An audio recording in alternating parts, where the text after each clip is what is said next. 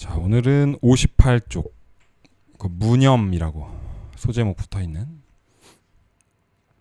그 부분 나갈 건데, 자, 도반들이요 지혜로 관조하면, 그러니까 이제 관조라는 말은 그냥 쉽게 말하면 비추어 본다 이런 소린데, 지혜로 비추어 보면인데, 근데 사실 말로 표현을 하자니 이렇게 표현하는 거지 사실 자기가 뭘 비추어 보는 게 아니죠.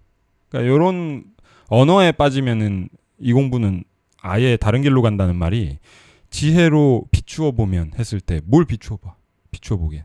여기서 말하려는 건 이미 비추어져 있다는 거야. 이미 비추어져 있고, 이렇게 뭔가 이미 비추어져 있다는 사실을 자각하면 그걸 그냥 이름해서 지혜로 비추어 본다 이렇게 말하는 것 뿐이지, 말을 이렇게 표현할 수밖에 없어서 한 표현을 가져다가 지혜로 비추어 보면 내가 이렇게 뭔가 이렇게 깨달음이나 뭐 이렇게 이런 걸로 뭔가 이렇게 비추어 봐야 되나 이러면 안 되지. 자기가 뭘 비추어 봐? 원래 비추어져 있다라는 걸 말하려는 거야. 그걸 자각하라는 거지. 그러니까 비추어 볼 것도 없지. 사실 늘 이렇게 비추어지고 있는 거니까. 그래서 지혜로 비추어 보면 안과 밖이 환하게 밝아져서 명철하다 이런 말인데, 밝게 통하여 이런 소리예요. 안과 밖이 밝게 통하여.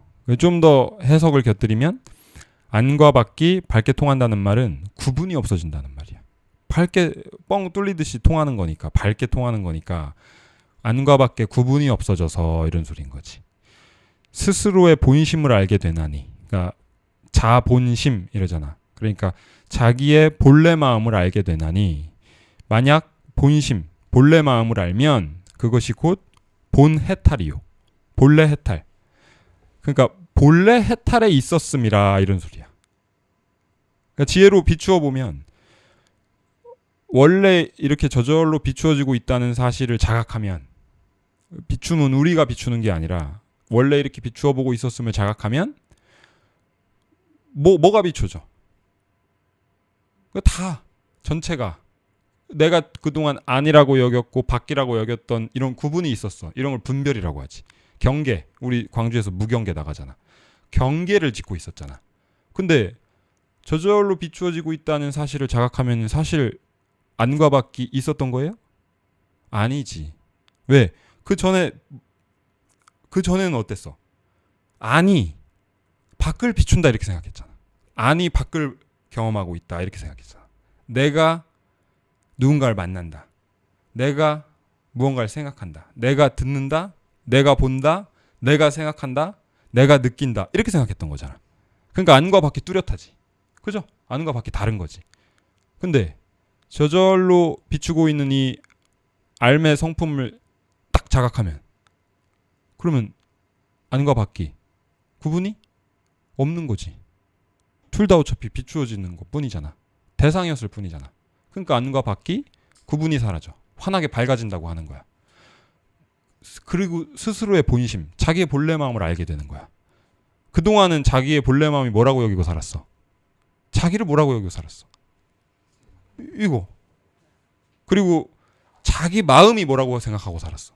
자기 생각, 자기 느낌이 자기가 소유한 자기 마음이라고 여기고 살았어. 근데 그게 아니네? 그러니까 원래 자기 마음을 알게 된다는 거야. 쉽게 말해서. 이게 다 뭐를 통해서 이루어진다? 지혜로 관조하면. 저절로 비추고 있는 이 알매 성품을 자각하면 뒤에 것들은 뭐 의미도 없는 말이야. 다 뭐 안과 밖이 뭐 구분이 없어진다, 뭐 자기의 본래 마음을 알게 된다. 근데도 여전히 생각이, 감정이 자기 마음이라고 여기고 살아. 그러면 그 말은 뭐야? 안이 있고 밖이 있는 거야. 내가 인생을 사는 게 되는 거야. 그죠? 그 내가 사는 인생은 어때? 뭐 60억 분의 1 정도야. 고작 해봐야 60억 분의 1로 나누기도 힘들겠다. 그러니까 무가치해지는 거지. 쓸모 없어지는 거고. 떡 한 덩이 60억 분의 1로 나눠봐. 뭐 의미가 있어? 눈에 보이지도 않지. 그러니까 자기 마음이, 생각과 감정이 자기 마음인 줄 알고 살면 당연히 아는 이 몸 경계선을 기준으로 이 안쪽이 되는 거고, 그 나머지는 바깥쪽이 되는 거고, 이 세상에 압도돼서, 삶에 압도돼서 살아갈 수밖에 없게 되는 거지. 근데 우리가 이 본성을, 우리의 자성이라고 하죠. 우리의 성품을 탁 자각하면 그때부터 아주 다른 것들과 60억 개의 다른 것들과 구분돼서 고유성을 가지고 있다고 생각했던 그게 일개 60억 개의 다른 것들과 별반 다를 바 없다는 사실을 자연스럽게 알게 되지. 그런 직관이 딸려오게 되지. 진실을 보게 되니까. 그러면서 놓는 거야. 그게 아니었던 거야. 내 마음이. 그걸 내 마음이라고 붙잡고 살았다니. 말 그대로. 말도 안 됐던 거지. 그래서 자기의 본래 마음을 알게 되나니, 만약 그 본래 마음을 알면, 자기의 본래 마음이 무엇인지를 알면, 그럼 그때부터 삶은 내가 사는 거예요. 자기가 이 아니 나라고 생각하고 생각과 감정이 나라고 생각하고 바깥 세상을 헤쳐가면서 살아가니까 구속되지. 구속이죠. 그 말은즉슨 구속이고 속박이고 뭔가 장애가 걸린 거지. 걸림이 있는 거지. 근데 거기서 그게 아니야. 자기가 아니었던 거야. 그러니까 여러분들의 근심의 대부분은 다 뭐예요? 자기 지키려는 거잖아. 자기 마음 지키는 거고, 자기 생각 지키는 거고, 자기 몸뚱아리 지키는 거 아니에요? 거기서도 모든 일이 벌어지잖아. 솔직히 말해서 전쟁터를 나간들 그 몸과 그 생각작용을 자기라고 여기지 않으면 솔직히 말해서 무슨 문제가 있어? 지금도 전쟁터에서 죽어나가는 사람이 한둘이 아닌데 굳이 뭐 나만 안 죽어야 되는 보장도 없잖아. 나만 살아야 된다는 보장도 없고 사실 걸림이 없는 상태야 원래. 근데 우리가 경계를 짓고 무엇이 무엇이다. 이건 나다. 저건 내가 아니다라고 지정하는 순간 그때부터 특정한 현상들은 절대 일어나서는 안 되는 일이 돼버리는 거잖아. 근데 뭐 그런 똑같은 현상이 타인들에게 다른 개체라고 여기는 것들에게 일어날 땐 또 괜찮죠. 괜찮지. 그러니까 우리의 근심 대부분은 사실 시작이 경계를 그음으로써 시작되는 거잖아. 요 안을 나다, 그 바깥을 남이다. 이렇게 여기는 데서 시작되는 거잖아. 그러니까 만약에 자기 마음이 그게 아닌 걸 알아. 요 안에 있는 게 내 마음이라고 여기고 살았는데 그게 아니라 그 어떤 것도 내 마음이 아니야. 아니면 전체가 다 내 마음이거나. 근데 어떤 특정 영역만 내 마음이 아니야. 그럼 무슨 일이 벌어져? 구속될 필요가 없지. 무조건 어떤 일이 일어나야 된다는 보장이 없는 거야. 그걸 이름하여 해탈이라고 하는 거 아니야? 해방. 영어로는 해탈을 보통 프리덤이라고 할 거야. 니르바나를. 해방이란 얘기지. 풀려나는 거야. 걱정할 게 없는 거지. 그래서 만약 본래 마음을 알면 그것이 곧 본래 해탈해 있었음이라. 본래 묶여있지 않았음이라. 이런 소리고. 만약 해탈을 얻게 되면 그러니까 본래 해탈에 있었다면 이것이 바로 반야삼매요. 삼매라는 말은 어려운 말 아니야. 선정을 삼매라고 해. 그러니까 반야의 자리에 확고부동하게 있는 것. 이 반야 선정이요. 그것이 곧 무념이니라. 그러니까 생각 없음이라. 이런 소리예요. 그 다음은 이제 무념에 대한 얘기를 하는 거야. 무엇을 무념이라 하는가? 무엇을 생각 없음이라 하는가?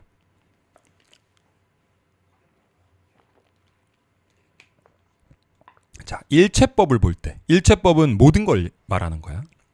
일체는 모든 것이란 소리니까. 모든 현상을 볼 때 뭐 이런 소리예요.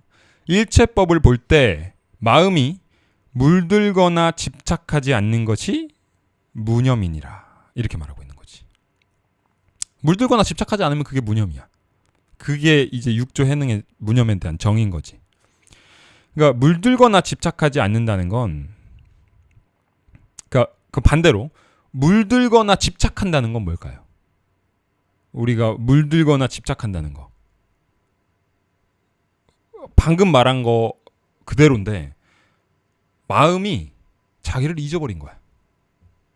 그러니까 이걸 나라고 여기고 생각과 감정을 내 마음이라고 여긴 순간 우리 본성은 자기를 잃어버린 거야. 그죠? 잊어버린 거죠. 그러니까 마음이 자기를 잃어버리고 대상 뭐야? 생각, 감정, 느낌, 물질 이런 대상을 자신이라 여기면 집착이 딸려오죠. 그게 물들거나 집착하는 거야. 쉽게 말해서 물든다는 건 딴 의미가 아니야. 마음이 자신을 잃어버리면 그게 바로 물들어 버린 거야. 왜? 마음이 자신을 잃어버렸다는 얘기는 그냥 잃어버리기만 하나? 그냥 잃어버리는 게 아니지. 다른 걸 자기라고 여겨서 잃어버렸다고 하는 거지. 그냥 잃어버리는 건 없어. 그냥 잃어버리는 걸 말하려는 것도 아니야. 자기를 특정한 무언가라고 여긴 걸, 그걸 자기를 잃어버렸다라고 하는 거야. 그러니까 그렇게 되면 당연히 그 특정한 무언가에 집착할 수밖에 없죠. 그게 매우 소중해지잖아. 규황님은 자기 생각 매우 소중하잖아. 자기 생각이라는 게. 그러니까 쉽게 말해서 규황님 같은 사람들이 제일 두려워하는 게 뭐야? 지식이 없는 거. 내가 잘 모르는 거. 그 말은 뭐야? 아니, 알고 모르고는 생각이잖아. 만약에 뭘 좀 잘 알아. 내가 업무에 대해서 잘 알아. 그럼 그거는 생각이 더 이렇게 데이터 용량이 많아진 거고, 생각량이. 내가 잘 모르면 생각량이 줄어든 거잖아. 근데 거기에 두려움을 느낀다는 건 뭐야? 자기의 훼손을 느끼는 거야. 사실 자기라고 생각하니까 생각을 자기라고 생각하니까 우리는 우리 생각을 굉장히 중요하게 여길 수밖에 없어. 느낌, 감정을 우리라고 생각하니까 우린 그걸 굉장히 중요하게 생각할 수밖에 없어. 근데 우리 평상시에 예를 들어 규황님이 자기 업무에 있어서 자기가 어제 알았던 걸 업무에서 오늘 까먹는 건 굉장히 중요한 일이지만 솔직히 말해서 내 같이 일하는 동료 중에 한 명이 죄송해요. 잘 모르겠어요 하면 그게 그렇게 큰일이에요? 다시 배우자 이러면 될 일이지. 야, 너 그냥 자살해라 새끼야. 넌 새끼야. 야, 그거 까먹으면 안 되는 걸 왜 까먹어? 자살해. 왜 회사 왜 나와? 이러진 않잖아. 그러니까 남의 생각 따위는 사실 우리한테 그렇게 중요한 문제가 아니야. 가끔씩 중요할 때는 있어. 언제? 내 보존과 연관되어 있을 때. 쉽게 말해서 나한테 수액을 맞춰주기로 한 방문 의료 간호사가 약속 시간 생각을 잊어버렸어. 그럼 그건 노발대발하지. 갑질이 막 그렇게 심해질 수가 없어. 시간 잊어버렸어요? 돈 받고 어떻게 그럴 수가 있어요? 그 사람의 생각이 중요해져. 근데 그 사람 생각 자체를 중요시 여기는 거야? 아니지. 내 생각이 중요하고 내 감정이 중요하니까 그 사람 생각도 중요해진 거지. 그 훼손을 안 시키기 위해. 그러니까 우리가 나를 뭐라고 여기는 순간 우리는 사실 그때부터 특정한 무언가들만 매우 중요해지고 나머지는 사실 다 무가치해지고 거의 무생물 취급해. 이게 우리가 어마어마한 차별 세계 속에 차별을 하며 살아가고 있는 거지. 인권 없는 세상. 소위 말해서. 그러니까 그런 얘기야. 그런 게 물들거나 집착하는 거야. 집착이 일어나는 거지. 쉽게 말해서. 그 시발점에 뭐가 있다? 자기는 뭐라고 지정을 한 거야. 나머지는 자기가 아니게 된 거지. 그래서 이제 그걸 마음이 물들거나 집착하지 않는 거. 다른 말로 자기를 잊지 않는 거. 그거를 무념이다. 이렇게 말하는 거고. 작용을 일으키면 용즉이라고 했는데 작용을 일으킨다는 게 쉽게 말해서 마음이 작용하면 이 소리야. 마음이 작용하면 모든 곳에 두루하지만 그러니까 마음이 작용하면 마음 아닌 것이 없지만 이 소리야. 지금 이런 걸 마음이 작용했다고 하는 거야. 쉽게 말해서 마음은 뭐라고 해야 될까? 특정 모양이 있나요? 없죠. 근데 그래서 아드바이타 베단타나 이런 데서는 가장 순수한 형태의 마음을 잠든 상태라고도 묘사하는 영성가들도 있거든. 왜냐면 거기는 아무 모양이 없잖아. 아무 알미 없잖아. 그러니까 근본적인 암 자체가 순수한 의식일 뿐 그게 무언가를 대상이 없는 세계니까 무언가를 알아차리고 있지 않잖아. 그러니까 그런 의미에서 알미 없잖아. 대상으로서의 알미 없잖아. 순수한 형태의 알미 형태? 이것도 말이 웃기네. 일단 순수한 알만이 있을 뿐 알미 순수하게 있으면 그건 알미 없는 상태나 마찬가지지. 알미 순수하게 있으면.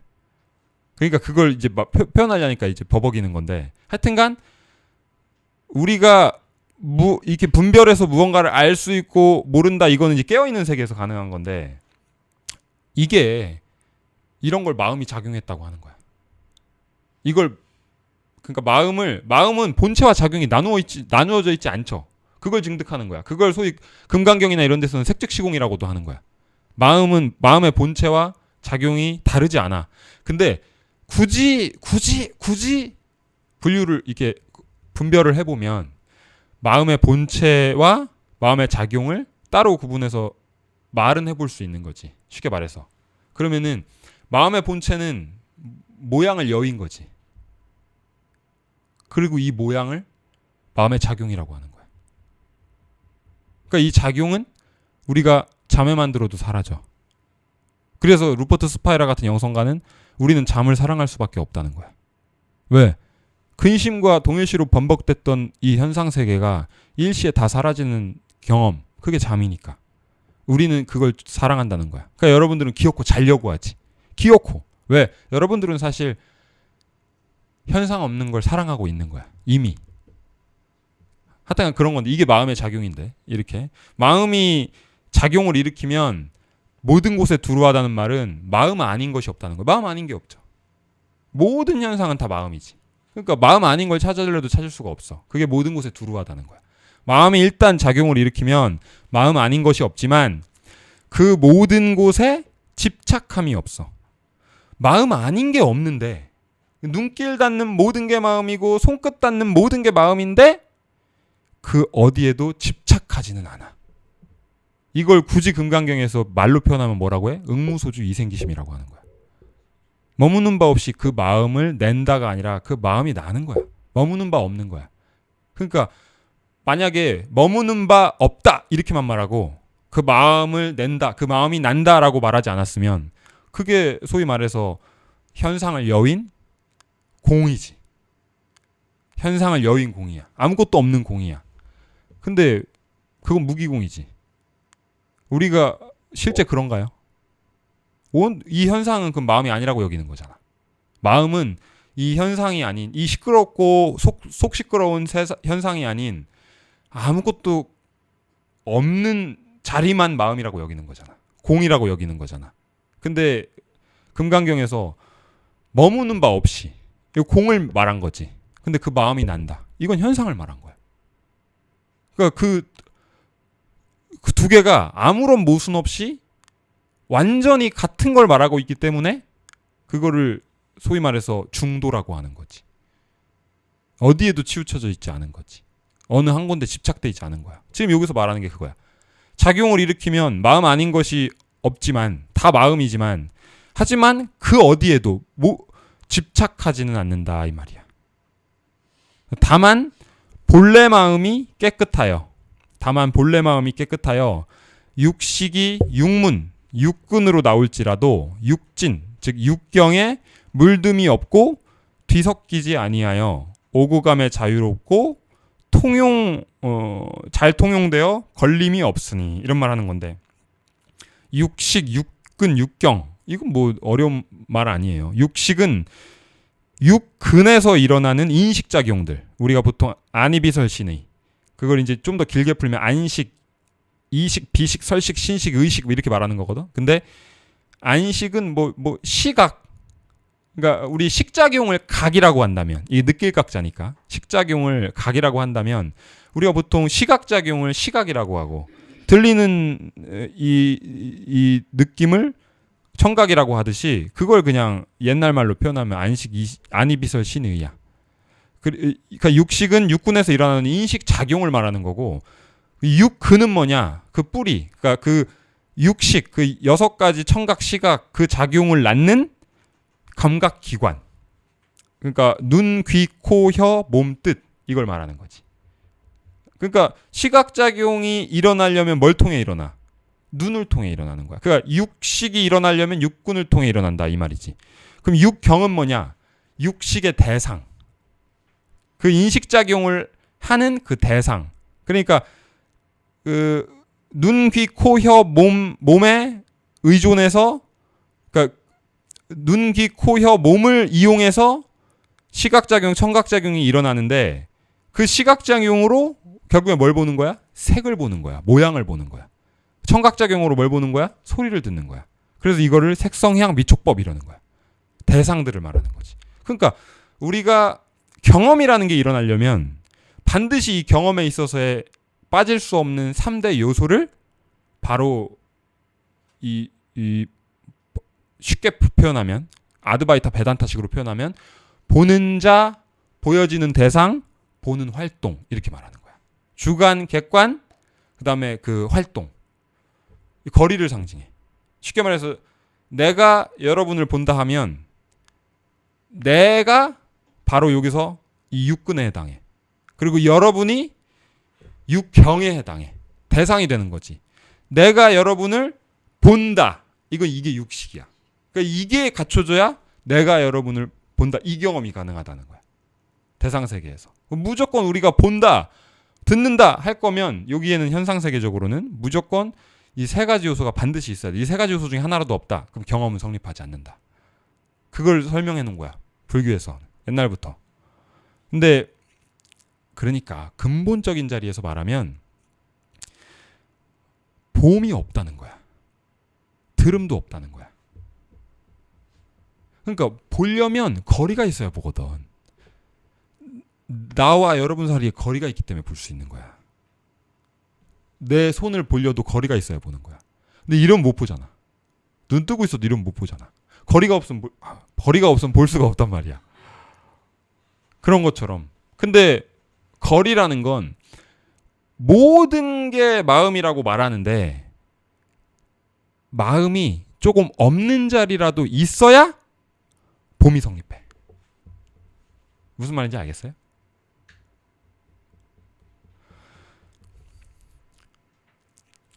내가 마음인 건 인정을 해요? 내가 그동안 알고 있었던 내가 아니라 마음일 뿐이다. 그건 인정이 되죠.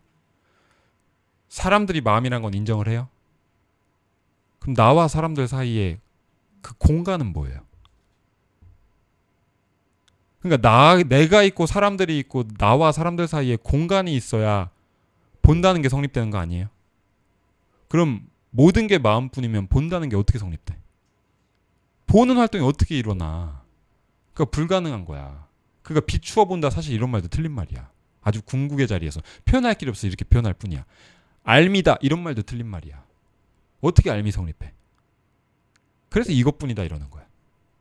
본다라는 말도 굉장히 오염된 말이 될 수 있다는 거야. 봄이 성립할 수가 없는 거야. 들음이 성립하려면 내 귀때기와 저 밖에 있는 소리가 공간을 거슬러서 와서 듣는 거야. 근데 소리와 내 귀때기와 그 소리가 타고 온다고 여겨졌던 그 공간마저도 다 마음밖에 없다면 듣는다는 게 어디 있어? 그러니까 자기들 삶은 뭐냐는 거야. 정말 삶은 아무것도 아니라니까. 그래서 꿈 같고 헛개비 같다고 하는 거야. 모든 게 마음뿐이면 자기들 삶에서 의미를 가지는 건 아무것도, 삶 자체가 의미를 가질 수가 없어. 분명히 아직도 삶에 의미가 있다? 나라는 개인에 대해서 아직도 의미가 있다?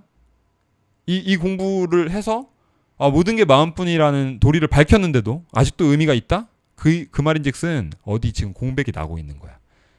정말로 이게 나도 마음이야. 저거들도 다 마음이야. 이렇게 했는데 그 둘 사이의 공간은 마음이 아니라 스페이스라고 인정을 하고 있든 분명히 어딘가에서는 이것뿐이라고 인정하지 못하는 지금 공백 구간이 있는 거야. 그래서 공부를 계속 해봐야 된다는 얘기가 그 말이야. 한 번에 이게 안 돼. 한 번에 팍 떨어지질 않아. 사람이란 게 참 독해가지고 뭘 하나를 여지들을 꼭 남겨두고 있어. 늘. 근데 이게 다 이게 다 정말로 이 마음밖에 없다면 우리는 본다, 듣는다, 경험한다 이 말도 안 되는 얘기를 하고 있는 거야. 그런 거 없어. 애초에 성립할 수 없는 얘기를 하고 있는 거야. 연극을 하고 있는 거야. 나는 보는 자, 너는 보여지는 대상, 내가 너를 보는 활동 이렇게 연극하고 있는 거야. 이런 것들만 연극의 소품 같지 보는 활동 이런 것도 다 연극의 소품이야. 느낌, 생각, 인식작용. 그러니까 불교에서 오온이라고 하면 색수상 행식을 말하는데 그 마지막에 있는 식은 그건 진리래? 색이 공하다, 수가 공하다, 상이 공하다, 마지막에는 식도 공하다 이렇게 말하는 거 아니야? 오온이 공하다, 오온 개공이라고 말하는 거잖아. 근데 식활동은 공하지 않아? 식활동은 진실이야? 나머지 색수상 행 그래 그것까지 내가 공함을 꿰뚫어 보았어. 그 꿰뚫어 봄을 뭘로? 식으로. 그러니까 뭐 식은 진리야? 식도 공해. 그러면은 더 이상 식도 없는 거야. 그럼 비추어 본다는 말을 왜 해? 비추어 본다는 얘기를 쓸 때는 그 식을 말하는 거잖아. 인식작용. 그것도 공해. 그것도 없는 일이야. 그러니까 미묘하게 본인들이 뭐 하나는 빠뜨려 놓고 있는 거야. 자꾸만. 제외해 두고 있는 거야. 다 이 공부하면서 점점 안목이 밝아져서 아 이것도 마음이네. 아 마이크도 마음이네. 집에 남편도 마음이네. 다 마음이네. 마음이네. 나도 마음이네. 생각도 마음이네. 느낌도 마음이네. 이러면서도 마지막 식활동은 살짝 빠뜨려 두고 있다든지 자아가 걸로 싹 숨어 들어가 있다든지 이런 식으로. 그래서 완전히 이 송두리째 무너져야 된다는 거지. 정말로. 그렇게 되면 더 이상 본다, 듣는다 이런 것도 다 연극 속의 연극 용어일 뿐이야. 실제 있는 게 아니라 그냥 왜 그거 뭐라고 해?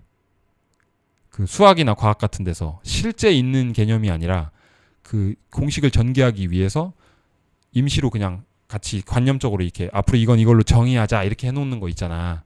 그럼 본다 듣는다도 우리가 그렇게 임시로 그렇게 가설해 놓은 거에 불과해져. 그러니까 이 삶 자체가 그냥 꿈 같고 헛개비 같은 거지. 그 뭐 죽음과 별반 다르지 않아. 주체적으로 뭐 사는 그런 게 없으니까.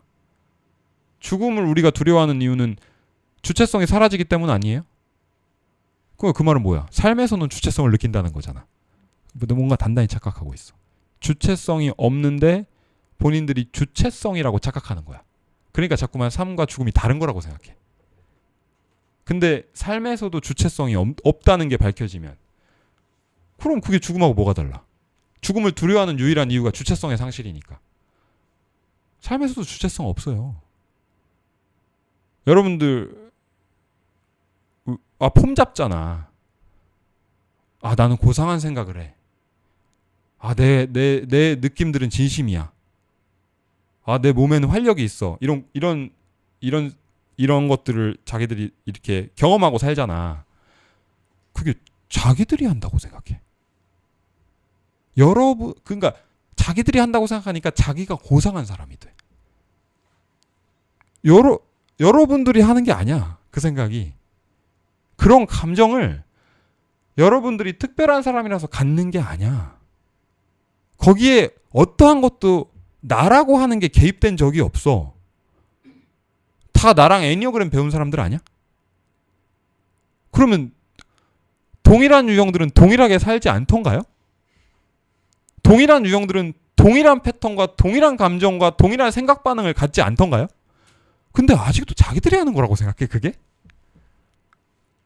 아니야, 나 90 나 버거 가지고 내가 도망갔어. 아니, 본인과 같은 유형의 사람들은 다 그때 도망가. 본인만 도망가는 게 아니라 다 도망가. 자, 자기가 한 게 맞아? 개미들은 우리가 보기에는 개미들이 페로몬에 따라서 일렬로 자기 집에 갔다가 먹이를 날랐다가 팔자 그림을 그려가면서 이렇게 막 하면 우리가 보기에는 그게 개미들이 자기 의지를 가지고 하는 거예요? 근데 개미들이 그렇게 생각하면? 아니야, 나는 진짜 내가 지금 여왕개미한테 갖다 주려고 나 진짜 내가 음식 지금 들고서는 나 지금 내 집으로 가고 있는 거야? 개미가 이러면? 다른 개미들도 다 그러고 있잖아. 아니, 다른 개미랑 다른 선택을 하고 있는 거면은 그게 정말로 그게 달라. 근데 다 그래. 그러지 않아요? 아니, 우리는 다 우리 생명이 위협을 받을 때 발작을 일으키지. 이란 사람들과 이스라엘 사람들이 지금도 이란 사람들 이스라엘 빼자. 이란 사람들과 저쪽 러시아 그쪽 전쟁이 일어나는 지역 사람들이 지금 생명의 위협을 느끼고 있는데 우리 발작해요? 안 하죠. 아니, 그게 여러분들의 잘못이 아니라 다 그래. 여러분들의 생명이 위협받을 때 여러분들이 발작 활동을 일으키는 건 여러분들이 선택한 게 아니라 다 그래. 근데 제가 예수를 되게 좋아해. 아니, 진짜로. 나 이상형이 뭐냐고 나한테 묻는다면 나 예수 같은 사람이야. 예수는 나한테 뭘 상징할 것 같아? 아니, 나 이제 기독교인 아니야. 근데 내 예수는 나한테 뭘 상징하는 것 같아? 아름다워. 너무 아름다워. 아름다움은 추함의 반대로 일어나. 그죠? 뭐가 추하고 아름답다고 내가 분별하고 있는 거야? 자기 운명을 받아들이는 건 아름다워. 왜? 우리는 보통 못 받아들이니까. 그건 추해. 왜 추해? 60억이 다 그러고 사니까. 그래서 추해. 미적 감각이 없어 거기에는. 예수는 진짜 미적 감각이 있어. 그죠? 얼마 전에 유튜브 쇼츠 올라오더라고. 어떤 예수의 마지막 그 골고다 언덕 오르는 그 장면을 이렇게 다큐멘터리 형식으로 촬영하는 그걸 찍었나 봐. 근데 예수 분장을 한 연기자가 이렇게 십자가를 메고 걷는데 뒤에서 어떤 사람이 장난을 쳤나 봐. 채찍으로 때리는 신용을 해야 되는데 진짜로 막 세게 계속 막 이렇게 때렸나 봐. 이렇게. 그때 갑자기 예수 연기를 하던 그 연기자가 맨 처음에 이렇게 막 맞아주다가 계속 장난치니까 갑자기 휙 돌리더니 십자가 벗어 던지고 날아가서 이단 협착이 하더라고. 우리는 다 그래. 그죠? 안 그런 사람 본 적 있어요? 본인 결혼할 때 본인 엄마랑 갈등이 일어났었죠. 엄마가 자기를 위해 포기하던가요? 아니면은 딸한테 포기하라고 하던가요? 딸의 의견, 딸이 하고 싶어하는 결혼, 이거 포기하라고 하던가 아니면 자기가 포기하던가요? 다 그래. 근데 안 그런 모습을 봤어. 이거 완전 아름답지 않습니까? 미학적으로 완벽하잖아. 그래서 이게 단순히 그건 헌신이고 희생이고 숭고한 거니까요. 난 이런 측면이 아니야. 난 진짜 거기서 일종의 미학을 봐. 60억 모두가 하는 선택이면 그걸 미학적으로 아름답다고 볼 수가 없어. 희소성 자체가 없잖아. 그러니까 어떻게 하다 얘기가 여기까지 나왔냐. 자, 핵심은 우리는 여전히 우리가 선택하고 우리가 생각하고 우리가 어떠한 감정을 갖고 살아간다고 생각해요. 그건 언제만 가능해? 성립 가능해? 사실 이게 깨달음 공부를 안 해도 우리가 소위 요즘 사람들이 좋아하는 자기 객관화라고 있죠. 오은영 박사님이 하는 것도 일종의 자기 객관화잖아. 심리학은 인지치료니까. 어느 정도 심리학의 도움만 받아도, 정신과 의사의 도움만 받아도 자기 객관화가 생겨. 자기 객관화를 통해서 확인하는 건 뭐야? 나만 그런 게 아니라는 사실을 봐. 그러니까 심리학이든 인지치료든 깨달음이든 정도의 차이가 있을 뿐 결국엔 사람의 자기만 보고 있던 눈을 들게 해주는 효과가 있는 거야. 자기 객관화는 언제 일어나? 자기가 자기를 눈을 들어 볼 때 일어나. 그러니까 자기가 자기를 볼 수 있다는 말은 타인도 보고 있다는 얘기 아니야. 보고 있죠. 그럼 뭘 깨달아? 다 이러는구나. 나만 이런 줄 알았지. 나는 나만 고뇌하는 줄 알았지. 다 고뇌해. 그러면 더 이상 자기의 고뇌가 독특하고 고유하고 가치성을 가져야 안 가져요? 자기만 할 때만 가치성을 갖는 거잖아. 다 그러면 가치성 안 가져. 그때 자기 객관화가 일어나. 그럴 때 깨달음이 일어날 수 있어. 실제로. 왜? 깨달음은 지정된 이거를 자기라고 고집하는 그 마음에서 벗어나는 거. 그럼으로써 잠깐 나한테서 벗어나는 거. 그걸 깨달음이라고 하잖아. 내가 광주 모임에서 서울대학교 종교학과 교수님 이름을 정혜성이라고 내가 잘못 말한 것 같은데 정혜승이라고 했었죠. 이름이 뭐더라? 성혜영 교수님. 그분이 새로 낸 책 이름이 뭐라더라? 내 안에 엑스터시를 찾아서. 그러니까 신비주의 전공하신 분이거든. 우리가 하는 이 깨달음. 신비주의 전공하신 분이거든. 엑스터시란 말이 어원이 엑스, 밖에 이런 소리래. 그러니까 나를 벗어난을 말하는 거야. 그 황홀경으로 번역을 많이 하잖아. 그러니까 나를 벗어날 때 황홀경 체험도 실제로 하는 경우들이 있으니까 황홀경으로 이제 고유명사가 된 것뿐이지. 엑스터시, 이게 원래 영적인 말이야. 나를 벗어난. 어원이 거기서 온다는 거야. 그러니까 깨달음은 나를 벗어나면 깨달음이거든. 그러니까 심리치료 받다가도 깨달음이 올 수도 있어. 언제? 자기가 선택하고 살아가는 자기 고유의 것들이라고 생각했던 것들이 옆을 딱 봤더니 개미가 자기는 자기가 되게 성실한 개미라고 생각했어. 솔직히 난 진짜 나 자기들 세계만이 지구일 테니까 걔네들한테는 야 지구상에 여왕개미 위에서 이렇게 충성하는 존재가 있을까? 네, 진짜 대박인 것 같아. 진짜 내가 생각해도 막 그런 사명감으로 일했겠지. 그러다가 우연히 이제 오은영 개미가 한 마리 있어가지고 그렇지 않습니다. 우리 개미 모두는 다 이렇게 살도록 호르몬적으로 살게 되어 있거든요. 하면서 눈을 들어 옆을 보시기 바랍니다. 옆을 딱 봤더니 오씨 다 똑같은 속도로 똑같은 노동량을 채워가면서 똑같이 다 하는 모습을 딱 보는 순간 자기한테만 부각돼 있었던 중요성이 딱 깨져버리잖아. 허무해지잖아. 자아 입장에서. 그때 자아가 약간 일종의 뻘쭘하다고 해야 되나? 이렇게 뭔가 민망하다고 해야 되나? 그러면서 얘가 살짝 이렇게 빠지지. 그때 자기를 벗어나는 본성의 자리를 딱 보게 돼. 그걸 깨달음이라고 하는 거 아니야? 다 그런 과정을 겪지 않았어? 여러분들이? 기억도 안 나겠지. 하여튼 그런 식이야. 중요하진 않아. 뭐를 통해서 자기를 벗어나든. 근데 이 공부의 핵심에는 뭐가 있어? 자기를 벗어나는 게 있어. 그게 없으면 이 공부는 말이 안 맞아. 이것뿐만이 아니라 아드바이트, 베단타, 서구의 많은 기독교 신비주의 영성들 다 한 자리를 가리켜. 근데 그 한 자리는 다 뭐랑 관련돼 있어? 자기를 벗어나는 것과 관련돼 있어. 그래서 말이 굉장히 지금 엇나갔네 많이. 하여튼간 육식이 육문으로 나올지라도, 그러니까 이렇게 현상이 일어나고 있을지라도 육경에 물듦이 없고 뒤섞이지 아니하여, 이런 말이거든요. 그러니까 현상은 있는데, 그러니까 현상이 있다는 말을 여기서 뭐라고 표현하는 거야? 육식이 육문으로 나올지라도 그게 현상이 있다는 얘기지. 근데 그 현상, 육진에 물듦이 없고 뒤섞이지 아니하여. 그러니까 현상은 있는데 그 현상에 물들지 않는다는 거야. 여러분들의 생각이 있는데 여러분들의 생각에 동요하지 않는다는 거야. 여러분들의 느낌이 있는데 여러분들의 느낌에 동요하지 않는다는 거야. 우리 모양에 따라 동요하기도 하는데 모양이 있는데 거기에 동요하지 않는다는 거야. 무슨 말인지 알겠어요? 뒤섞이지 아니하여 오구감에 자유롭고 통용. 그러니까 통용이라는 말은 서로 넘나들어 두루 쓰는데 이런 말이거든. 그러니까 서로 넘나든다, 통한다 이런 의미야. 통용.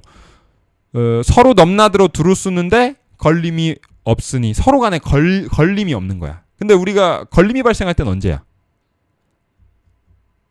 막 왜 여성분들은 남편과의 사는 데 있어서 제일 중요한 게 뭐야? 보통. 근데 상담 많이 해봤어. 나 안다고 이게 기가 막히게. 난 통계를 잘 아는 사람이야. 그러니까 내 스스로 그거를 통찰을 하든 내 경험을 했든 못했든 하여튼 상담을 하도 많이 해서 내가 보통 사람들이 어떠한 인식을 갖는지에 대한 통계 자료가 많은 사람이야. 그러니까 그게 나한테 일종의 많은 힌트를 주는데, 많은 여성들이 자기 남편한테 바라는 건 아니 뭐 얼굴? 이런 것도 젊었을 때나 얘기지. 나중에 애 한 셋 낳고 뭐 다 늙어서 사는데 말이 통하냐? 중요하죠. 말 안 통하잖아. 어느 순간부터 대화 안 하고 하잖아. 왜 아는 척해? 그리고 실제 중요하죠. 그리고 연애 상대방을 고를 때도 말이 통하냐? 되게 중요하잖아. 말이 통하냐가 중요한 건데 우리가 보통은 근데 안 통한다는 느낌 속에서 살아가. 그게 일종의 장애지. 걸림이 있는 거지. 안 통한다는 느낌. 왜 안 통해? 내가 있고 남이 있어서 그래. 그럼 안 통하지. 나랑 남이랑 맞춰야 되는 거잖아. 근데 처음부터 나도 이거고 남도 이거고 그 사이의 거리도 이거야. 그럼 뭘 통해야 되는데 대체? 그러니까 우리가 바라는 건 파란색, 예를 들어 우리 꼬맹이들이 7살 된 우리 꼬맹이들이 가끔씩 그런 발칙한 생각을 해. 자기들의 호기심이야. 파란색 슬라임을 갖고 놀다가 빨간색 슬라임을 갖고 놀다가 엄마 아빠는 다시 사주기 굉장히 소모적이니 아껴야 쌍둥이들 기르지. 남들 옛날로 따지면 남들한테 탁발에서 받아먹고 사는 입장에서 한 푼이라도 아껴야지. 그러니까 놀았으면 빨간색 슬라임은 다시 빨간색 통 안에 잘 넣어놓고 파란색 슬라임은 넣어놨으면 좋겠지, 엄마 아빠 마음은. 근데 이 새끼들은 꼭 마지막에 무슨 호기심이 들어? 섞어보고 싶어. 통용해보고 싶어. 서로 통하여 걸림이 없게 해보고 싶어. 그게 소위 말해서 여러분들의 파트너와 대화를 잘 통하고 싶어하는 마음이야. 통해보고 싶지. 그래서 이렇게 섞어 결국에는. 그래서 결국에 그걸 버리게 만들어. 또 사주게 만들어. 어쩔 수 없지 뭐. 근데 만약에 애들이 자기 앞에 파란색 슬라임과 빨간색 슬라임이 있으니까 섞어보고 싶은 마음을 느끼는 거 아니에요? 근데 만약에 애들의 앞에 자기 왼쪽에 파란색 슬라임이 있고 오른쪽에 파란색 슬라임이 있다면, 그렇다면은 섞을 수는 있겠지만 진짜 섞어서 어떤 색이 되는지 보고 싶다라는 마음이 있을까요? 없어. 자, 왜 대화가 통해야 돼요? 우리는 왜 마음이 통해야 돼요? 다르다고 느끼니까. 그러니까 계속 그런 다른 세계 속에서 살아가면 본인들의 갈증이 해소가 안 돼. 죽을 때까지 열반은 여의치가 않아. 이 공부에서 말하는 깨달음, 열반이란 거, 자유라는 건 뭔데? 다른 그 모습 그대로 하나도 다르지 않다는 걸 인정하라는 거야. 그럼 섞을 이유도 사라져. 말이 왜 통해야 되는데? 그죠? 그러니까 그런 것들에 점점 와닿아가는 거야. 이 공부를 하면서. 그러면서 자유해지는 거지. 우리 아이들처럼 그걸 섞어버림으로써 자유를 획득할, 여러분들처럼 진짜 대화가 잘 통하는 사람을 만나거나 저 새끼 주리를 틀어서라도 대화가 통하게끔 만들어서, 그거는 무해하다고 하지 않아. 파란색이 독재를 해서 온통 세상 모든 색깔을 다 파란색으로 만들었다라고 말하는 거지. 독재자야 그건. 그건 자기만 자유해. 남은 자유하지 않아. 근데 모두가 자유로운 길이 있어. 나와 남이 다르지 않은 길. 그러니까 현대 인권도 약간 이런 가르침의 영향 덕분인지 인간 의식의 성장 덕분인지 약간 이쪽 방향으로 가고 있잖아. 실제로 다른 그 모습 그대로 인정해라. 근데 그게 그들은 노력을 해야 되지. 길을 쓰고 노력해야 돼. 족같아. 솔직히 보기에 족같은데 막 참아야 돼. 그냥 다르니까. 난 진짜 막 젠더 운동, 젠더 막 성 무슨 뭐야, 그 무슨 운동하잖아. 무슨 뭐 남자들 홀랑 벗고 나와가지고 막 거리 막 페스티벌 하고 하잖아. 그거 막 진짜 다 진짜 고추도 다 라이터로 다 그슬려 버리고 싶은데, 내가 이 뭐 젠더 다양성을 위해 내가 그냥 참는 거야. 이게 우리의 이 미래, 우리의 다양성을 확보해야 되는 모습이니 참는 거야. 솔직히 말해서. 그 세상 사람들의 인권을 위해 다양성을 존중하기 위해 이렇게 참아야 돼. 근데 이 가르침은 참으라는 얘기가 아니야. 다르지 않다는 거야. 다르지 않다는 거야. 그 다 헐벗고 나와가지고 길거리에서 짬지 흔들고 있는 걔네들은 자기들이 그러고 싶어 그래요?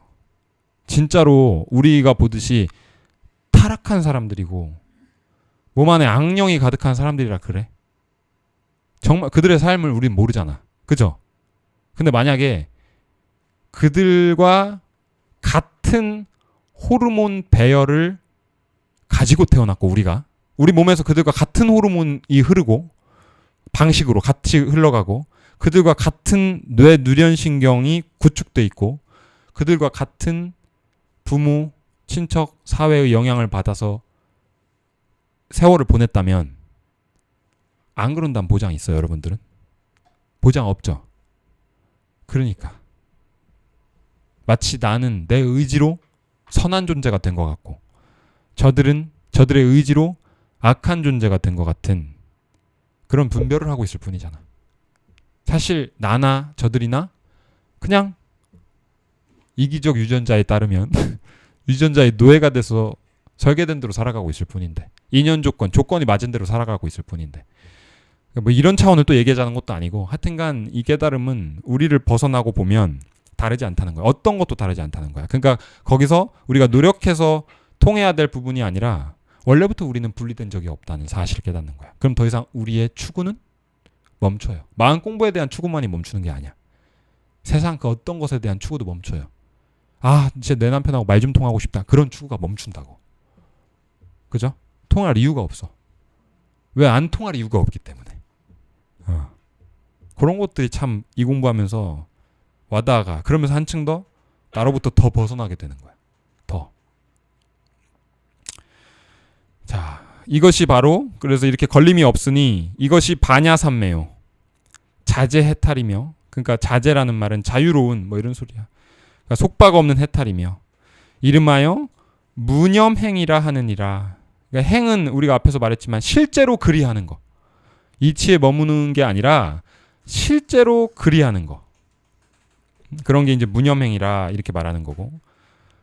그러나 만약 아무것도 생각하지 아니하여 망념을 끊으려 한다면 이는 법에 얽매이는 것이니. 이게 여러분들이 이 공부하면서 주의를 기울여야 될 건 하나밖에 없어요. 여기야. 아무것도 생각하지 아니하여 망념을 끊으려 한다면.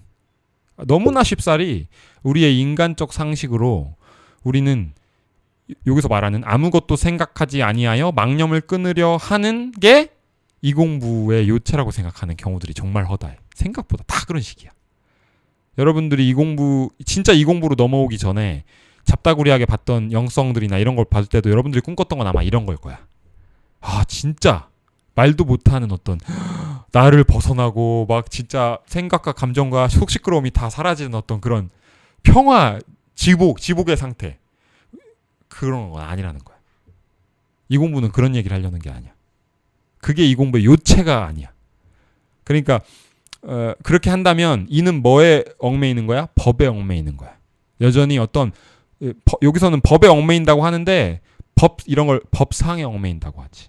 법집이라고 해. 법에 대한 진리에 대한 집착이야. 또 실제 진리가 아니라 진리라고 어떤 또 모양을 세워놓고 거기에 집착하고 있는 거야. 자기 혼자서 고요한 어떤 상태, 걱정이 사라진 어떤 상태, 이런 법상을 잡아놓고 있는 거야. 그래서 이는 법에 얽매이는 것이니 이를 이름하여 변견이라 하느니라. 변견은 이게 가장자리 변두리 할 때 변자야. 그러니까 가장 한쪽에 치우친 견해를 이름하여 변견이라고 하는 거야. 가장자리에 간 변두리 견해. 그래서 보통 불교에서는 이 변견이라고 말할 때는 이 두 가지를 말하는 거야. 상견과 단견. 이거를 이제 변견이라고 말해 보통. 양쪽에 치우친 견해. 우리 심신명 할 때 거기서는 이거를 양견이라고도 했어. 양쪽 견해. 편견이야. 같은 말이야. 치우친 견해. 그래서 대표적인 게 상견과 단견이야. 상견은 뭐냐? 항상하다 할 때 상자를 써. 그러니까 상견을 가지고 있는 건 뭐냐? 일종의 옛날 힌두교 사람들이 가졌던 아트만 같은 사상이야. 지금 아드바이타 베단타에서는 그 아트만을 그 옛날 힌두교 사람들이 말하던 그 아트만이라고 말하는 게 아니야. 근데 옛날 힌두교 사람들의 그 아트만이 요즘 시대 뭐랑 비슷하냐면은 기독교인들이 말하는 영혼하고 좀 비슷해. 그러니까 뭐가 있는 거야. 죽어서도 지금의 기억이나 지금의 고유한 형질을 가지고 영속적으로 설령 그게 지옥에 갈지라도. 아니 우리 차태현 나왔던 영화 1000만 넘은 거 신과 함께 죄와 벌 거기 가면 지옥 풍경 나오잖아. 거기 가서 막 지옥의 불마차를 막 겁나게 노동으로 막 달구지 끄는 걔네들 있죠. 그런 것도 상견이야. 왜? 아니 죄인은 죽어서도 지옥에 가서 영원히 고통받는다. 죄인이 죽어서도 계속 그 죄인으로 그러니까 계속 어떤 뭔가가 계속 유지된다라고 여기는 거야. 그 상견이야. 그러니까 항상 하다 할 때 상자 써. 그러니까 기독교인들이 죽기 전에 엄마한테 뭐라고 해? 엄마 먼저 그곳에 가 있어? 우리 그곳에 가서 만나? 자기 엄마도 없는 세상에 끌어들이다 못해서 이제 뭐까지 끌어들여? 자기 개 죽을 때 뽀삐야 꼭 천국에서 나를 마중 나와야 돼? 이러잖아. 그 뭔가 그냥 조건 지어진 단백질과 탄수화물과 주기적으로 들어왔던 비타민의 영향으로서 그냥 세포 분열이 일어났다가 뇌련신경은 세포 분열 아니에요? 본인들의 생각은 세포 분열 아니야? 본인들의 감정은 세포 분열 아니야? 세포를 넘어선 매우 중요한 어떤 생각과 감정이고 그러니까 유지가 돼야 된다고 이게 소망하는 것 뿐이겠지. 근데 세포 분열이잖아. 그냥 쉽게 말해서 여러분들 여기 여드름 나는 거랑 똑같다고. 그것도 세포 분열이잖아. 여러분들의 고유한 생각이든 여러분들의 감정이든 그 여드름 증식하는 거랑 별반 다르지 않다 이 말이야. 같은 세포 분열이야. 근데 그 세포 분열이 여기에 나냐 뇌련신경에 나냐의 차이가 있을 뿐인 거야. 그냥 위치가 다른 거에 따라 여러분들이 뇌련신경에 증식된 세포 분열은 이거는 뭐 영원히 1000만 년 하느님과 함께 세상에서 살아갈 무언가. 그리고 얼굴에 나는 세포 분열은 이거는 지금 당장 가서 피부과 가서 레이저로 조져버려야 되는 무언가. 이렇게 생각하는 것 뿐이야. 어떻게 그래? 어떤 거는 진짜 의료 폐기물이 되고 똑같은 세포 분열인데 어떤 거는 의료 폐기물, 어떤 거는 진짜 지고한 이 인간 세계를 넘어선 천국에 가는 어떤 무언가 이렇게 어떻게 그래? 이 인간의 상상력이 뛰어나서 그런 것뿐이지. 그런 걸 상견이라고 해. 그러니까 영성하는 사람들은 그 고대부터 이런 상견에 치우침이 있으니까 그 옛날부터 상견에 떨어지는 걸 변견이라고 했던 거야. 자, 그 다음에 상견이 있고 또 뭐가 있댔죠? 단견이 있어. 단견은 끊을 단자야. 단절하다 할 때. 그럼 단견은 뭔지 알아? 그냥 보통 여러분을 말해. 보통 여러분이 뭐야? 보통 여러분이 아니라 보통 이 마음 공부를 참여하고 있는 여러분들 집에 계시는 남편분과 같은 게 단견이야. 남편분들은 보통 마누라가 마음 공부 이런데 간다고 하면 뭐래? 갔다 오라고 해? 좋은 남편 만났고 축하해요. 통용되었음을 축하드립니다. 보통은 뭐라고 해? 그거 이상한 데 아니야? 그런 게 어딨어? 그거 뭐 종교 같은 거 아니야? 자, 이게 뭘 말해? 유물론적 시각. 있는 거라고 뭐밖에 없다? 내 눈에 보이는, 내가 경험하는 그런 거밖에 없다. 그죠? 그 단견이야. 그러니까 유물론주의자들, 유물론주의자라고 하니까 되게 거창해 보이고 사회운동할 것 같은데 그냥 뭐가 유물적인 사람들이냐? 그냥 눈에 보이는 게 전부 아니야? 이게 유물론자야. 그냥 근본적으로. 그 단견론자인데, 자, 유물론자들은 자기가 인정을 한 거야. 지금 뭐라고? 이 세상엔 눈에 보이는 탄수화물과 단백질이 전부다. 그죠? 그러니까 단백질과 탄수화물이 사라질 때 다 사라지는 거야. 저는 진짜 유물론자들을 많이 알고 있고 저희 아버지도 유물론자거든요. 그러니까 단백질과 탄수화물만이 있다라고 여겨. 그 건강이 안 좋아지셔서 70이 넘어가시니까 그때부터 갑자기 아플 때마다 엄청 불안해하죠. 왜 불안해? 왜 불안해? 유물론적 시각에서 보자고 그냥. 아버지 왜 불안해요? 그냥 사라지는 거예요. 아버지 자식이고 조상들이고 나발이고 아버지 그냥 우주 먼지 되는 거예요. 우주 먼지. 아니 왜? 이 세상에 있는 게 다 우주 먼지밖에 없잖아요. 아니에요? 그밖에 다른 게 있어요? 아버지 조용히 사라지세요. 쥐들이 제일 불안해. 그 단견론자야. 집에 계신 부분들. 이 양쪽에 치우친 견해. 그러니까 요즘식으로 따지면 관념론자. 지독한 극단적 관념론자.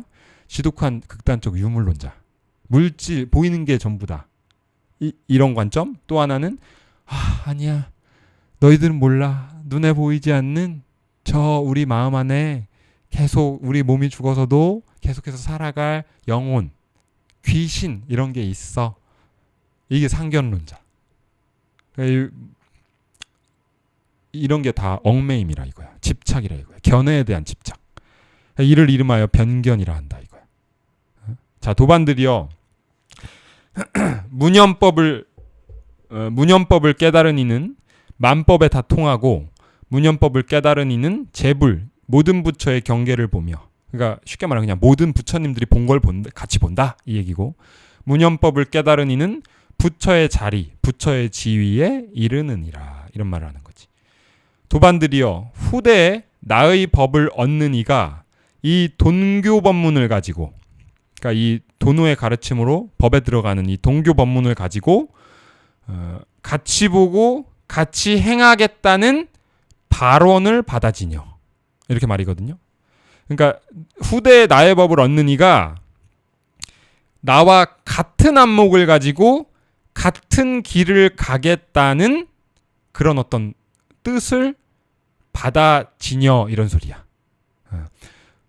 부처님 섬기듯이 하고, 부처님 섬기듯이 한다는 건 갑자기 뭐 이 부처 또한 갈 수 없는 자리를 말하다가 갑자기 뭐 또 부처님 섬길 자도 없고 섬길 받는 이도 없는 그런 자리 얘기하다가 갑자기 뭘 또 부처님 섬기듯이 하래? 이 말은 보통 불자들에게 부처님은 종교적 마음으로 이렇게 막 내가 저 부처를 향해 막 지극한 마음을 가지고 이렇게 섬기는 거잖아. 그 정도의 지극한 마음으로 하라 이 말이야. 그러니까 부처님 섬기듯이 하고 종신토록. 종신이란 말이 한자로 표현하면 몸신자에 이 끝장날 종자잖아. 종결할 때. 그러니까 몸이 다할 때까지 물러서지 않는다면 결정코 단언하건대 성인의 지위에 조사들의 지위에 들어가게 되느니라. 무슨 말인지 알겠죠? 그러니까 이 후대에 나의 법을 얻는 이가 지금 내 가르침으로 공부하는 이들이 나와 같은 안목을 가지고 같이 보고 같이 행하겠다는 그 같은 길을 육조 해능이 걸었던 길을 걷겠다는 그런 큰 뜻을 받아지녀 그 뜻을 부처님 섬기듯이 간절한 마음으로 몸이 다할 때까지 물러서지 않는다면 결정코 단언하건대 반드시 성인의 지위에 들어가게 되느니라. 이렇게 말하는 거야. 모름지기 위로부터 묵묵히 전하여 온 이 분부를 다시 전하여 그 정법을 바른 법을 숨기지 않아야 하겠지만 제가 지금 많이 해석을 달리하고 있죠. 다시 해석한 거야. 근데 뜻은 비슷해. 좀 더 알기 쉽게 해석한 것뿐이야. 그러니까 뭔 말이야? 이게 소중한 법이잖아. 정법, 이 바른 법이 이게 쉽지가 않다고. 이 세상에 허다한 영성들 진짜 많잖아요. 뭐야? 시크릿? 뭐 많잖아. 많은데 다 비슷한 것 같지만 채널링? 뭐 이런 거 알죠? 잘 알잖아. 아주 비슷한 맥락들이 있어. 아주 비슷한. 근데 근본적으로 달라. 궁극적인 데서 달라. 뭐야? 그런 것들은 다 비슷해. 처음 시작은 나를 벗어나고 뭐 나 아닌 것을 보고 막 다 이런 얘기 해. 근데 결국에 뭐야?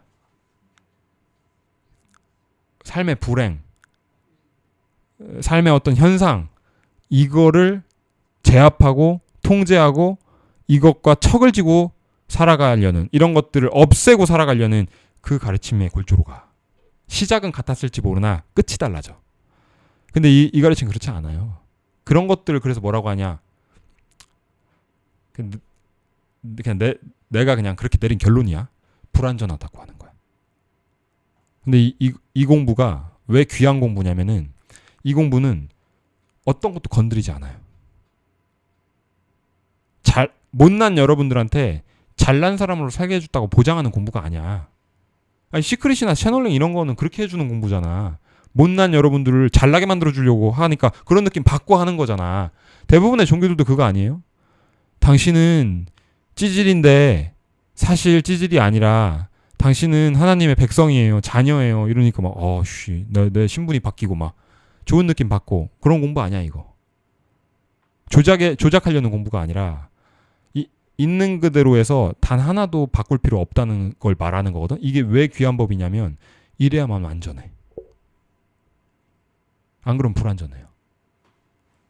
조금이라도 조작이 들어가거나 조금이라도 바꿔야 될 무언가가 있으면 어느 정도까지는 굉장히 안정감을 갖는 것 같다가 반드시 실패해. 반드시 오류가다. 잘 가다가도.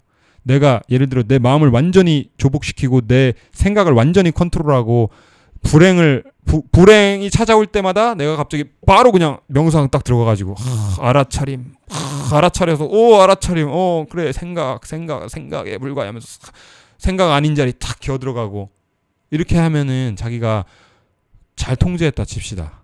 의지가 강하고 잘 에너지가 있는 사람이고 하니까 잘했다 쳐. 언제까지? 방심하면 어떡하게? 치매가 오면 어떡하게? 노안이 와가지고 몸에 더 이상 체력이 안 남으면 어떡하게? 가부좌를 틀 수 없고 눈을 감고 명상을 할 수 없는 상태가 되면 어떡하게? 불완전해. 아무리 완전성을 길게 끌고 간다 하더라도 결국에 탈로가 나. 그렇기 때문에 이 법이 귀하다는 이유가 어떤 것도 건드리지 않아야 완전해. 그래서 한자권, 옛날 한자권에서는 특히 불교에서는 그 완전하다, 불완전하지 않다, 완전하다라는 말을 한자로 뭐라고 했는지 아세요? 원만하다라고 했어. 그래서 이 원만이라고 하는 거야. 완전하다. 그러니까 완전에 대한 얘기를 하려는 거야. 완전하려면 여러분들이 머릿속에 상상하는 완전은 완전히 아니야. 완전하려면 어떤 것도 건드려지지 않아야 돼. 어떤 것도 건드리지 않는 법이라야 완전한 법이야. 근데 이 종지를 이건 진짜 자기가 체감해보면 진짜 이것만이 완전하구나를 알게 되는데 체감을 안 해보면 도저히 와닿지가 않아. 말이 안 돼. 완전하게 해야 완전할 것 같은 거야. 아니야. 그럼 불완전한 거야. 결단코 70살까지 유지하더라도 71살에 살을 맞아. 80살까지 유지하더라도 죽기 1분 전에 살을 맞아. 그걸 우리가 완전하다고 할 수 없는 거야. 완전하려면 어떤 것도 건드리지 않아야 돼. 그래서 이거 무위법이라고 하는 거야. 함이 없다라고 하는 거야. 그것만이 완전해. 그러니까 이런 법 귀해요. 이런 법 서구에서도 아드바이타 베단타 정도나 이런 법을 가르치지, 이 보통 다 영성의 아류들은 여러분들한테 희망과 소망과 기대를 줄 뿐이야. 불완전하게 만들어갈 뿐이야. 아주 기가 막힌 얘기야 사실.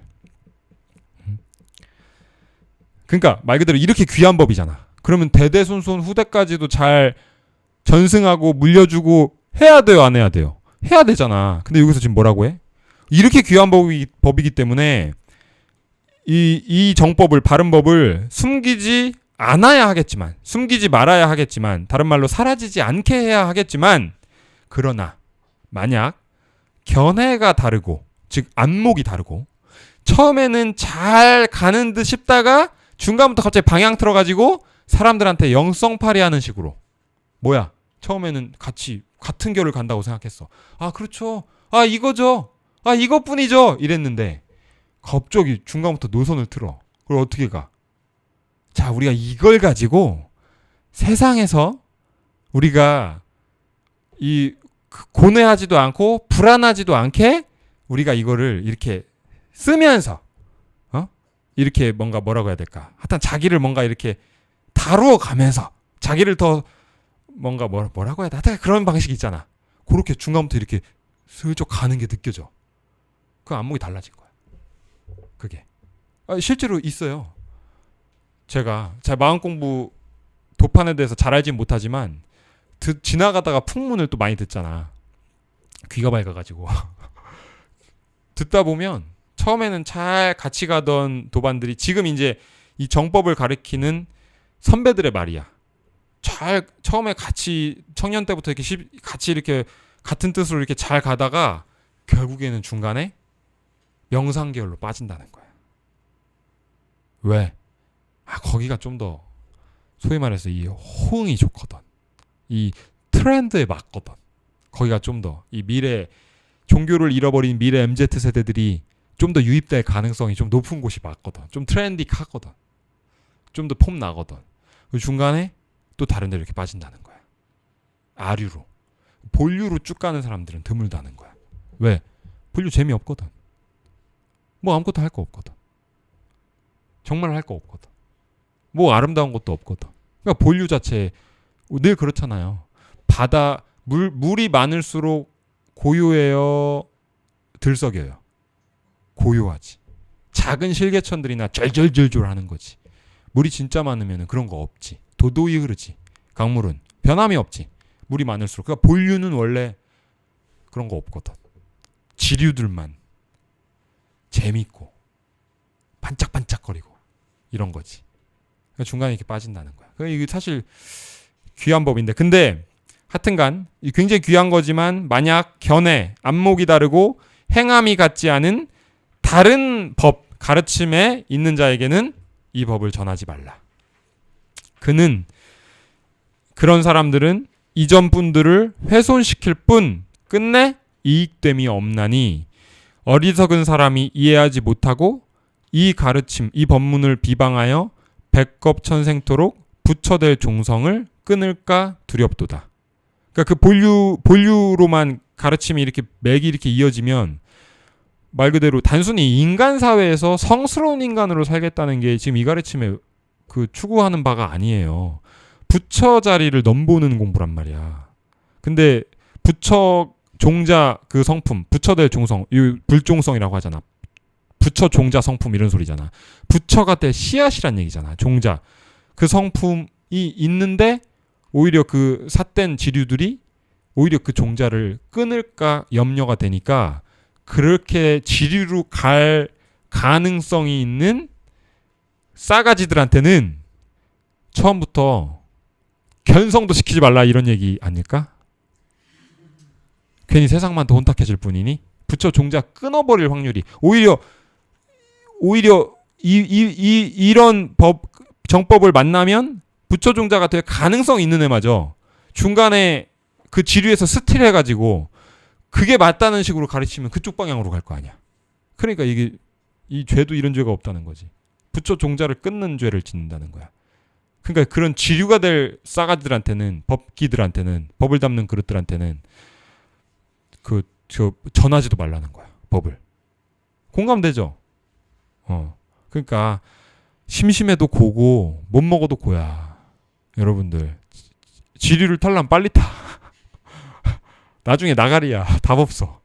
절대 이거 재미없어요. 여러분들이 기대하는 바 아무것 그런 거 아니야. 이거 하면 할수록 아무리 생각해봐도 사람들이 생각하는 그런 거 아니야. 근데 이게 그걸 알아볼 싸가지가 있는 사람들은 이게 참 귀해. 강물의 저 고요함을 심심해하는 사람들은 얼마나 심심해할까. 그러니까 계곡물 콸콸콸콸 나오길 원하겠지. 근데 그 강물의 뜻에 오히려 또 공감이 가는 사람들, 소위 말해서 불교에서 법기라고 하는 사람, 그 싸가지가 있는 사람들, 그거는 그 계곡에서 물 콸콸콸콸이 좋은 건 줄 알고 거기서 지류에서 막 이런 체험 저런 체험 내 걱정을 잊고 근심을 잊고 막 이런 거랑은 비교가 안 돼. 걱정과 근심을 우리는 잊지 않아요.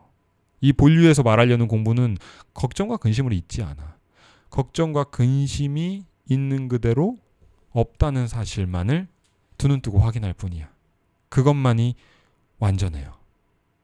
걱정과 근심이 없어지는 방향은 완전하지 않아. 걱정과 근심이 없어진 사람은 반드시 시간이 지나 또 질랄병을 떨게 돼 있어요. 대부분 그래. 여러분들 집에 있었던 여러분들을 유년 시절 공포에 떨게 했던 그 어머니 아버지의 존재들 있잖아요. 우리 엄마가 또 언제 내 숙제 검사를 시작할까. 한동안 안 하다가 갑자기 야! 너 잘하고 있는 거야? 너 학원 잘 다니고 있는 거야? 그러니까 우리 안심하고 있었잖아. 왜? 계속 나한테 터치 안 하고 있었으니까. 그러니까 그렇게 일시적으로 획득된 고요함은 우리 다 촉으로 알아. 어차피 또 질랄병 하게 돼 있다. 그런 걸 우리가 그런 환경에서 큰 애들이 쓸데없는 눈치와 에너지 소모 속에서 살아간다라고 하잖아. 왜? 언제 터질지를 모르니까. 근데 우리가 소위 말해서 가정환경도 안정적인 가정환경에서 자랐다라고 하는 그 부모들은 어때? 왔다리 갔다리 하지 않아. 막 자기 애가 막 학력이 미달되는 것 같을 때는 막 진짜 막 무슨 막 큰일이라도 난 것처럼 막 선생님 갑자기 막 촌지 줘가면서 찾아뵙고 선생님 어떻게 해야 될까요? 막 이러다가 또 자기 애가 잘하는 것 같을 때는 또 아무 일 없다는 시 엄마들한테 왜 애들 문제로 왜 걱정을 해? 난 아무 걱정 없는데? 나 잘 기른 것 같아.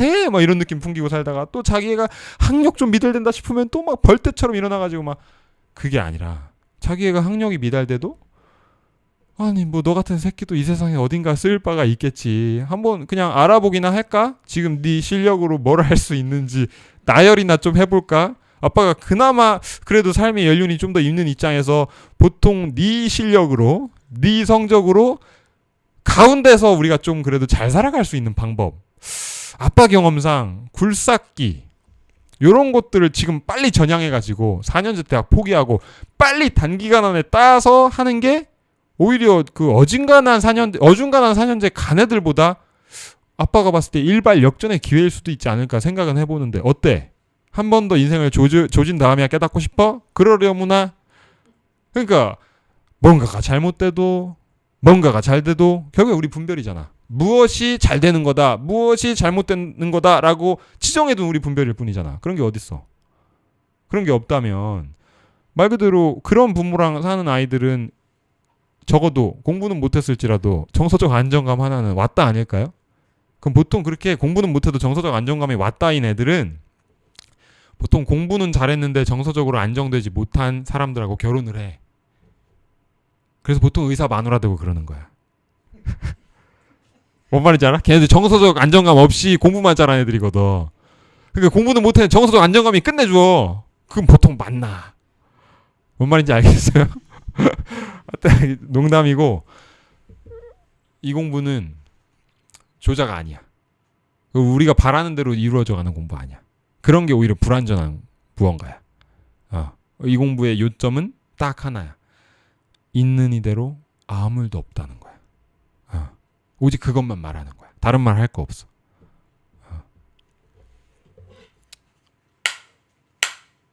수고하셨습니다.